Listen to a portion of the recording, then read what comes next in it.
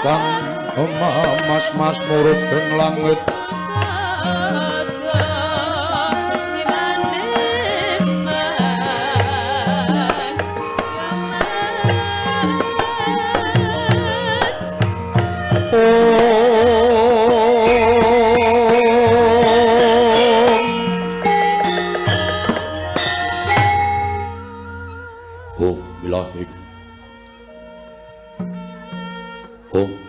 Awikna Mastu Purnama Sidhem Awikna Mastu sirat mriwang jagat karana siran tandha awisisaning bisana sono sinawung lamula pesta masih tandur lampahing Buddha jinantur tutur katela tulat-tulat nilat ing paradya winursita ngapa pamran niskara karana dyatum ing jaman purwa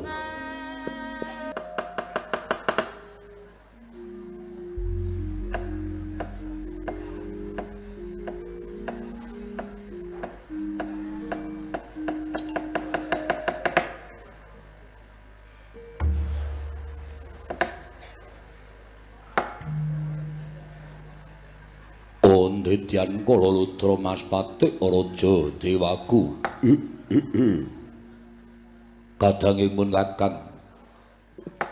Kadangipun Kakang Yayi Brajalamatan apa dene Braja Wikalpa padha prayoga nunggon mung adhep ngarsanipun Kakang Yayi Brajalamatan Braja Wikalpa.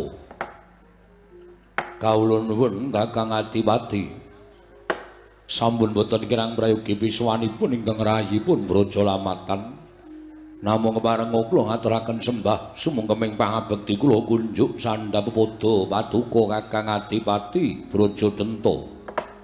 Iya Brajalamatan ndak tampa ora liwat pangestuning pun Kakang Tambanana kapundi nggo jimat paripe dayanana ing kasantosan semanten ugi kula ingkang rayi pun Braja Wikalpa ngaturaken sembah pangabekti kula kunjuk Kakang Adipati. Ya kadangipun Kakang Yai Braja Wikalpa wis ndak tampa ora liwat pangestunipun Kakang Tambanana. Kula pundi nggo jimat paripe dayanana ing kasantosan lan prayogakna nggone rong adhem ngarsanipun Kakang tatanen mring sanggya para nayaka lan punggawa ingkang padha gantung seba. Pun Kakang diambabarake wigati ning pasewakan malah kepara dina samengko kadipaten ing Glagati Nulu persasat kaya dene kejugrukan sari klebaning samudra madu rawuhe bapa Mremban Durna kelawan paman Patih Sengguni ana ing kadipaten Glagati Nulu kene Yayi kawula non Kakang Adipati.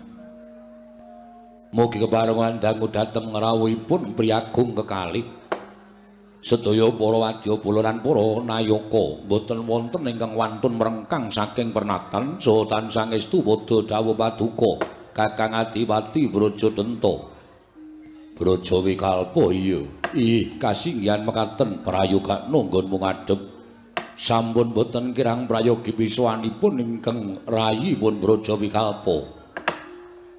Nun mangke Bapa Mremban sarawuh paduka Bapa Mremban Durna ingkang putra pun Brajadenta ngaturaken pasegan panakrami kunjuk sandhap padha paduka Bapa Mremban Durna Bapa Mrembaning Sukalima Bapa Mremban Durna. Astaka swalasila berdaba swal gimbal sumerante hawela lha nuwun inggih Ger. Sampun kula tampi karya Bambang Raos sing manahipun ingkang Bapa ing Sukalima. Anggen paduka sampun ngaturaken pasegan dhateng ing Bapa ing Sukalima namung kosok wangsulipun kepareng ingkang Bapa ngaturaken pudi astawanipun ingkang Bapa kunjuk ngersa paduka anak Mas Brajadenta ing Glagati Nulu Nger. Kula tampi karya Bambang Raos sing manahipun ingkang putra Bapa Mremban. Mugi kasekecakno anggen jengandika lenggah. Kula naknan. Sampun boten kirang prayogi piswanipun ingkang Bapa ing Sukalima. Rekyana Patih Harya Sengguni dipun sekecaken anggenipun lenggah wonten ing Kadipaten Glagati Nulu.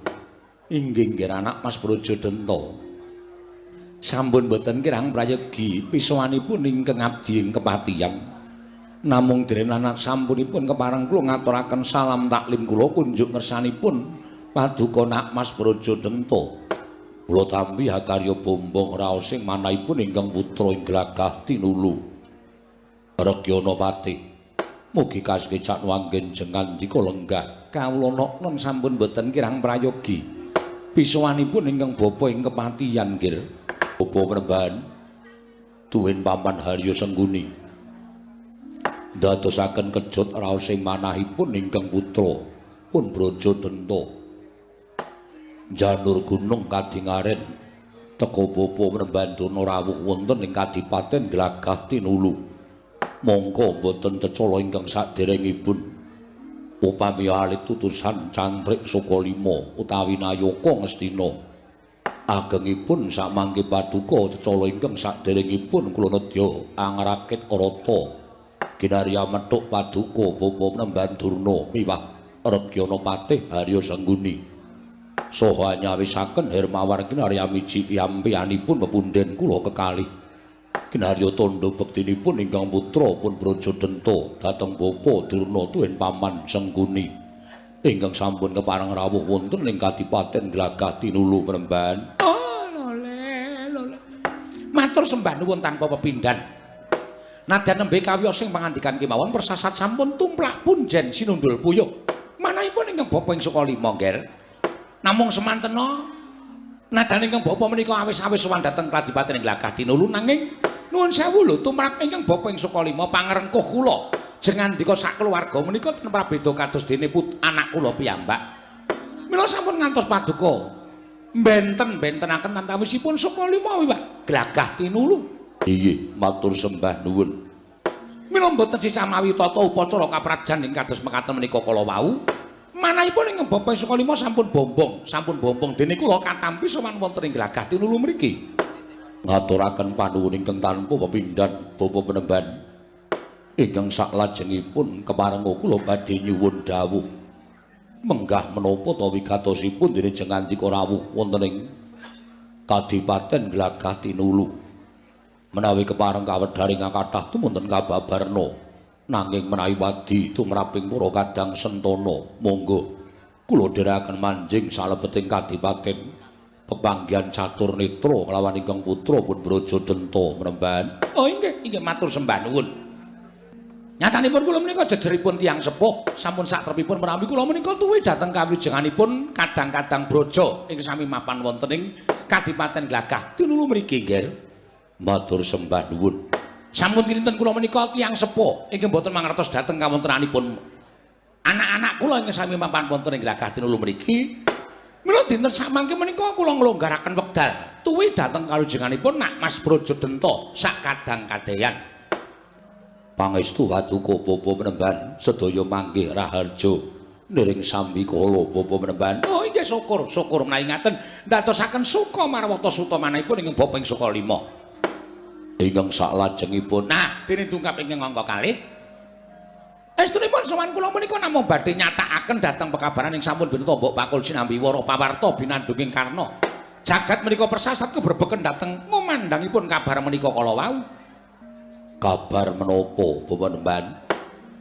Menapa Nak Mas Brajadenta mboten mangertosi jen mboten wonten saged ingkang kula tuleh-tuleh malih kejawi namung jengandika ingkang saged nyatakaken kabar menika kala wau. Mugi suka lilaning penggalih kepareng wamba barono dhateng Yang Putra pun Brajadenta. Menapa sampun kepara nyata bilih mboten dangu malih inggih menika ingkang Mbak Yu inggih menika pun Dewi Arimbi badhe jumenengaken Gatotkaca wonten negaring Pringgondani. Nuwun sewu lho Gen, nuwun sewu menika namung badhe nanjihaken kemawon. Kula mboten badhe tumut-tumut perkawisipun kula warga menika babar pisan mboten. Namung niat kula namung badhe nyatakaken menapa inggih kepara nyata bilih ingkang Mbak Yu menika badhe jumenengaken Gatotkaca wonten negaring Pringgondani. Kabar menika kala wau menapa kepara saestu menapa namung kandhek wonten ing pekabaran. Menawi saestu seketi jumurung nanging menawi namung kandhek ing pekabaran inggih boten dados menapa. Ngiras pantes kula tuwi dhateng kararjanipun anak-anak kula ing Glagah Tinulu mriki nggih Nak Mas Brajadenta. Long-long rambyang ningkang driya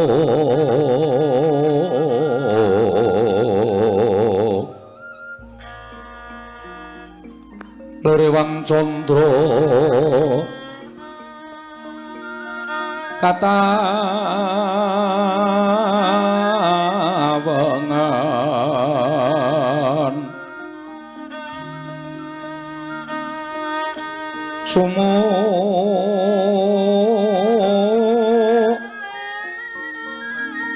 ing tias katuritan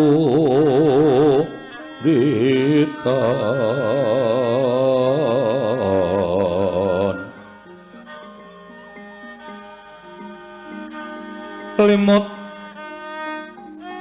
kapiyataning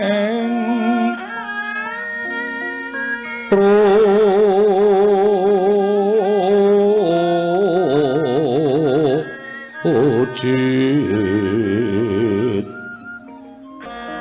ram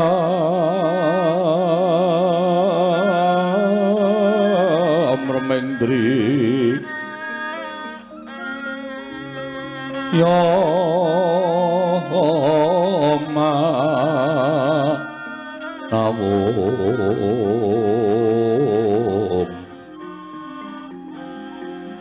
kakung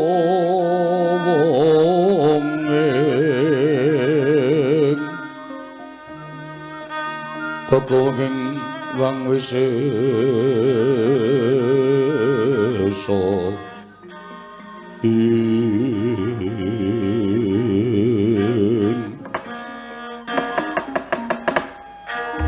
Bapak penemban menapa ing sampun paduka dawuhaken menika apan kepara saestu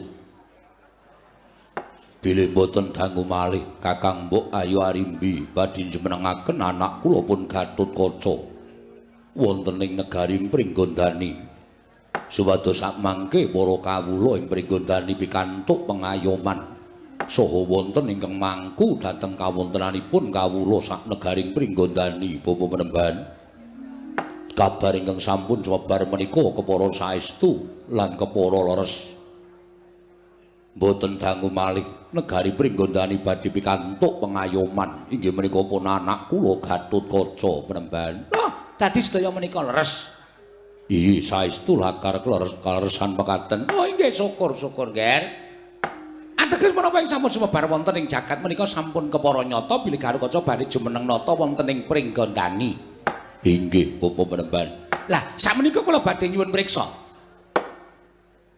sakawit ngajeng kula sampun matur kula mboten badhe tumut-tumut perkawis kula warga jer menika perkawis kula warganipun sawarga Prabu Tremboko ewa semanten gandeng kula menika tiyang sepuh sampun ngantos kula mangke dipun lepataken boten elek-elek dhateng anak-anak kula tumunten kula badhe nyuwun priksa panjenengan badhe nyuwun priksa menapa penggalihipun Nak Mas Brajadenta kados pundi menawi negari Pringgondani menika tumuli dipun lenggahi dening pun Gatotkaca inggih menika ajanipun ingkang Mbakyu pun Dewi Arimbi inggih nggih penggalihipun Nak Mas Brajadenta kados pundi waloka kemawon menapa raosipun awel menapa inggih ikhlas menawi negari menika dipun lenggahi dhateng pun Gatotkaca Bawa Durna wonten dawuh Paman Patih Sengguni wonten timbalan Brajadenta gesang wonten ing alam padang menika sampun boten milik dhateng derajat pangkat kula mboten sampun boten kepingin milik dhateng bondo donya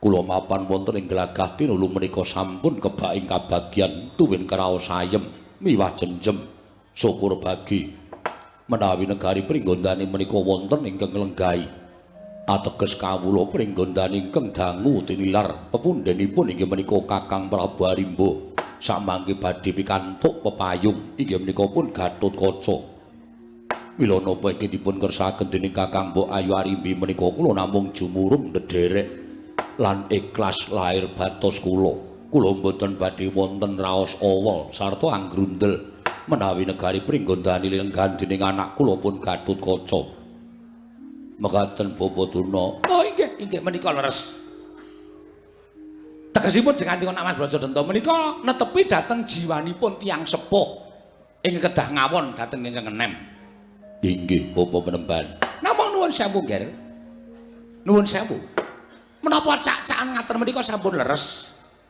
ingkang dipun pekajengaken cak-cakan ngaten menika sampun leres menika kados pundi ngaten lho wonten ing kraton pundi kemawon wonten ing negari pundi kemawon Menika nuwun sewu ingkang nami putra ingkang mijil pawestri menika mboten gadahi hak kewajiban tumraping warisan menapa kemawon. Ingkang gadahi hak kewajiban tumraping negari menika inggih menika putra ingkang mijil jaler.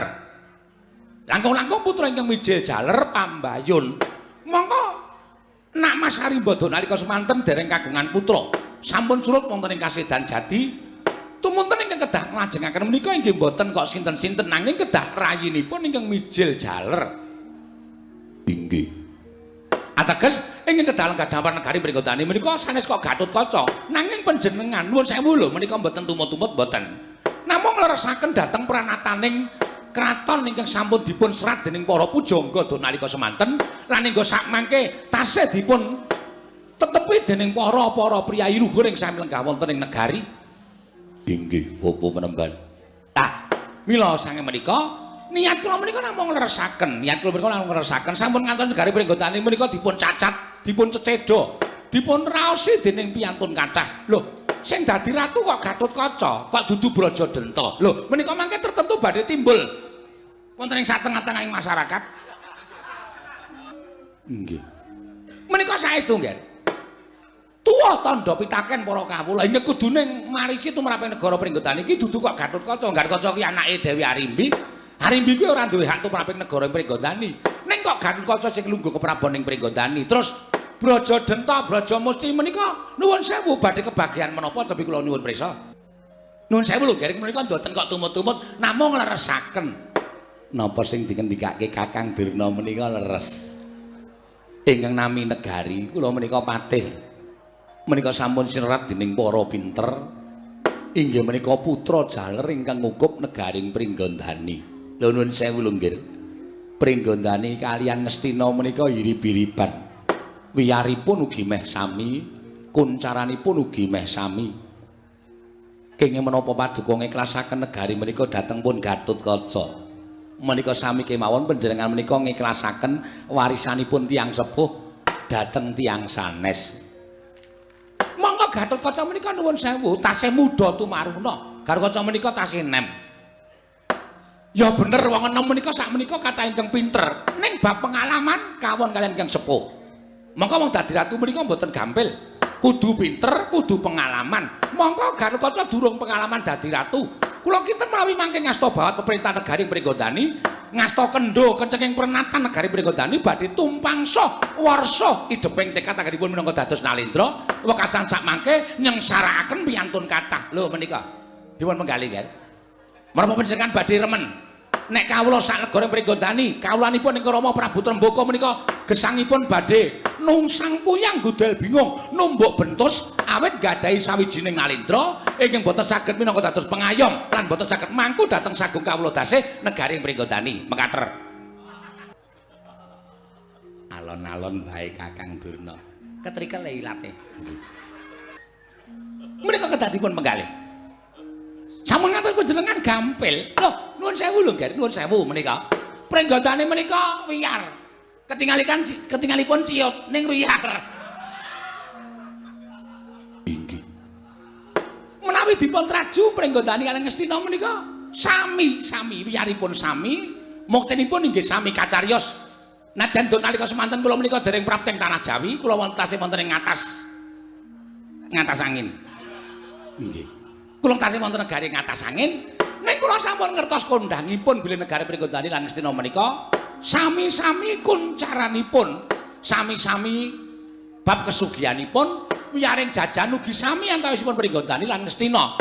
Mila mboten nama mokal menawi kala rumiyin sami ngundhangaken nek Prabu Trembaka menika anggenipun pasrèkan kaliyan Prabu Pandhu menika ngibaratipun kados dene guru lan siswa. Inggih. Duka riyen kok terus congkrah niku merga sapa kula ora ngerti. Mbok rasah tekan riku. Panjenengan iki kok ya werna-werna. Negari Pringgondani menika negari ingkang wiyar. Jajanipun wiyar. Nuwun sewu lho nggih. Sakmenika kula badhe ngpriksa. Piyantun semanten menika dipun tanting kemawon. Dipun dodhok penggalihipun. Sapa wonge sing ora kepengin mukti? Lho. Sapa wonge ning donya menika sing ora kepengin kebegan brana picis? Kebegan derajat pangkat sapa wonge kula tak weruh. Sapa wonge sing seneng kere kula tak weruh. Mboten wonten. tiyang sak jagat Rat Pramudita menika sedaya kepengin mukti ngawibawa Nyakrawati mbau denda. Sedaya kepengin mukti kebegan derajat pangkat menapa-menapa sarwa mboten kekirangan, menapa-menapa sarwana. Niku sing dijangkah wong sak alam donya kaya ngoten niku. Mula nganti sikil digo sirah-sirah digo sikil nganti ana sing ngapus-apus barang supaya iso mukti uripe. Lah kok napa panjenengan minangka dadi adipati nuwun sewu terus mangke menawi Garkaca lenggah dampar keprabaning Pregotani. Monggo panjenengan menika bapa pamanipun. Ing atasipun bapa pamanipun kok nuwun sewu ngibaratipun mestakanipun dipun keset kaliyan Garkaca menika memper menapa sampun pas. Dipun dahar ngendikanipun Kakang Durna. Lha nuwun sewu. Napa sing dikendikake Kakang Durna menika sedaya leres. Lho, kula menika matur menika mboten kok waton matur ning kanthi dasar lan kasunyatan. Cobi, sakmenika mboten sah sapa-sapa. Panjenengan nanting kalian Bapak ing Sukalima, Bapak Penemban, menapa panjenengan kepengin dadi ratu? Wah, kula niku sing kula jangkah kepengin dadi ratu ket biyen. Ning dilalah kula menika kepengin dadi pendhita. Wong dadi ratu niku kepenak kok nggih. Panjenengan lenggah dampar, sila tumpang, kendangan dengkul. Lho, apa-apa kari dawuh, apa-apa kari perintah. Lah kok malah negara Pringgotani aja dipun lenggahi Gatotkaca. Sing perintah bayi wingi sore, wong tuwa kong ketayalan ngalor ngidul dikongkon ngrana mrene. Lho nek tumrap kula jenenge wong tuwa sing ora kajen. Sing pantes dadi Nalendra menika anak Mas Brajadenta. Lenggah dampar dasari putrane Prabu Tremboko. Pasuryane ya ora beda karo Ingkang Rama. Lenggah dampar telas sing Ingkang Rama, tumunten perintah karo sing enom-enom niku. Kowe mrana, kowe mrana.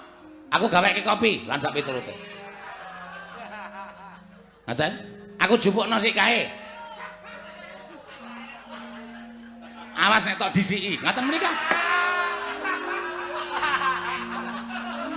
Menika kedah wonten kedah. Panjenengan menika kedah perintah kados mekaten.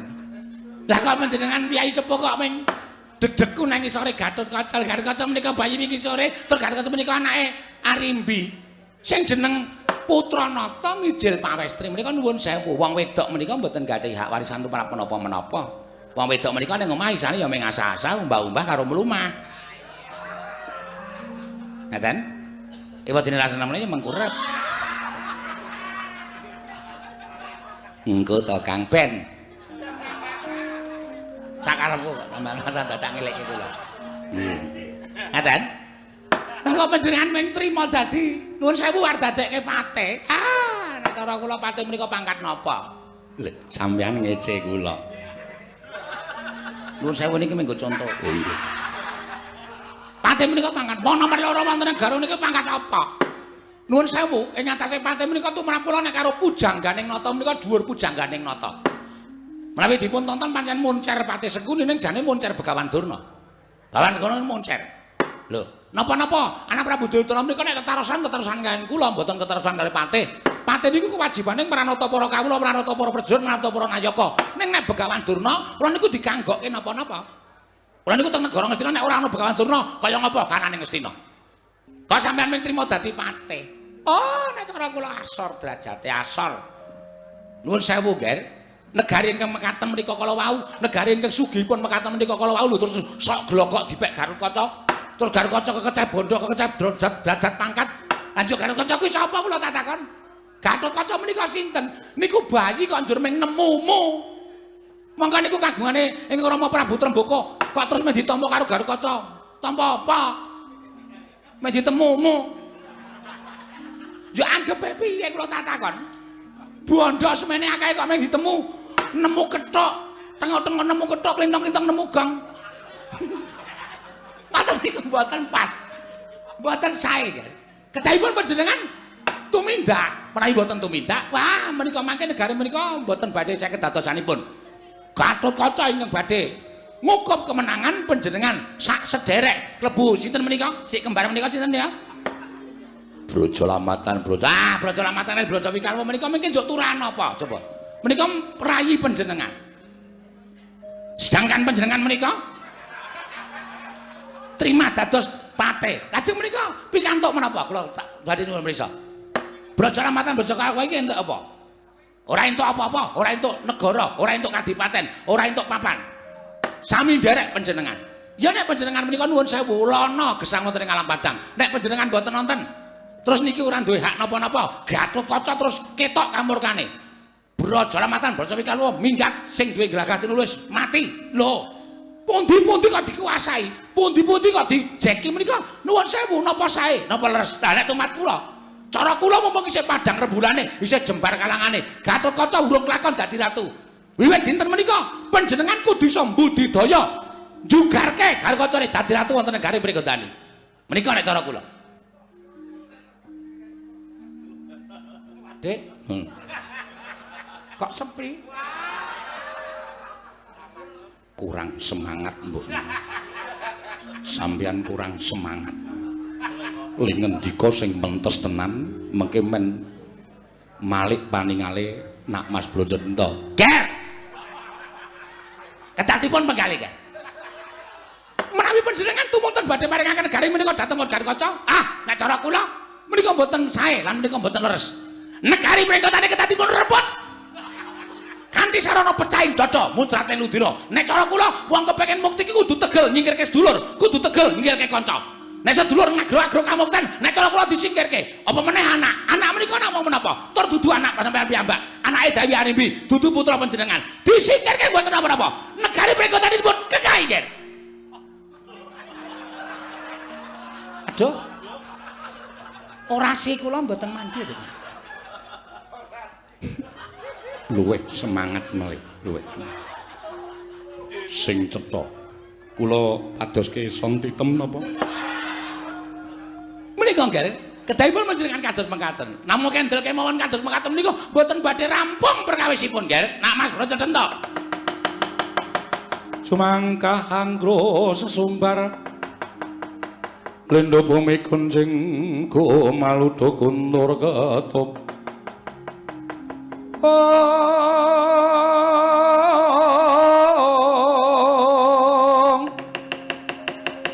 Lumembak penyu kang kumambang dosang Wisnu Bathara kang anjok saking wiyati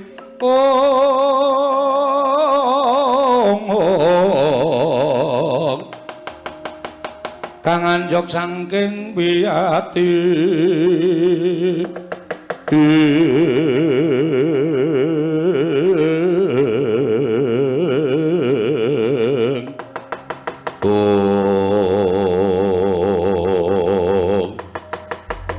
Den dahar pangandikaning Begawan Durna nalika semanten eling Sang Begawan Durna paring pangandikan sinartan mantram sakti sasat pinalik paningali Sang Brodjodenta mila katingal abrit bergadak pasuryane nalika semanten mangkono pangudas maring Sang Brodjodenta ingkang ngleresaken sabdaning Begawan Durna ladalah bojleng iblis lanat padha jeg-jegan Bawa Durna wonten dawuh Ger sareng kula petang-petang jebul leres napa ing panjenengan ngendikaken Bawa Panembahan Durna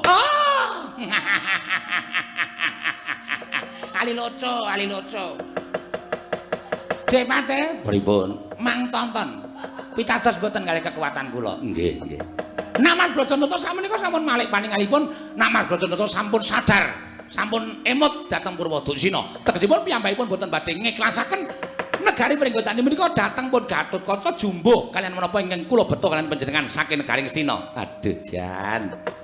Ora nyono babar pisan jebul Kakang Durna niku kok ya nek wis gelem kaya ngoten kok mentes. Napa sing dikikake iso kabul tenanan. Nggih kabul kanginan. Nggih. Sameneika kersanipun kados pundi, Ger? Dinten samangke sareng kula petang-petang kutung nalaripun Brodjodenta ing atasipun negari badhe kula paringaken dhateng pun Gatotkaca.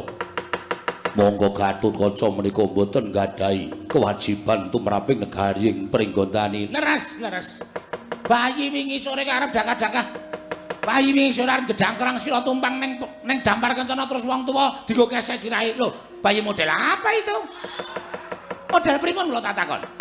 Jenengane wong teranyak. Jenengane wong kurang ajar karo wong tuwa.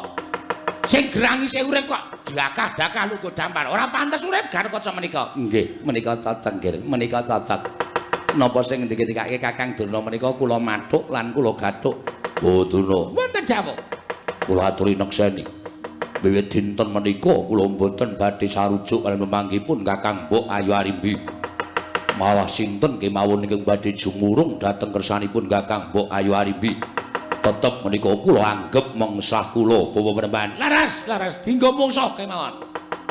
Sapa sing sarujuk karo penemune Arimbi didadekke mungsuh. Mboten napa-napa. Panjenengan kekathah mungsuh mboten napa-napa. Ning kula tambahi kanca Kurawa 100. Oh, kurang menapa? Kurawa menika ngremenaken nggih. Kurawa menika dijak geger ya gelem, dijak gayeng-gayengan ya gelem. Kurawa menika serba bisa. Dipun lembakaken lajeng tumbas kertu sarang-sarang ya gelem. Pokoke Kurawa menika nggih pate nggih. Nggih. Wong kula campur kula seneng raja-majama kok.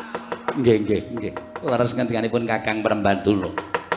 Dinten samangke badhe kula tetepaken kula ingkang badhe damel srana Gatotkaca sampun ngantos kelampan lenggah damar kepraboning pringgondani Bapa Premban. Rikat lampahing rata tanpa antara prapteng sukuning arga ram kang tumingat. Oh dereng ngantos pariprasami bawacana kasaro ingkang minggah madaning pendapi ing glagating lenggih ingkang rayi sang Braja Musti Semawana sang Kala Bendana biyak kang samya semen dadosaken geger kang samya mlat nang ngureng ombyahing para kawula kanca piyak-piyak ana daya minggir dalu dalan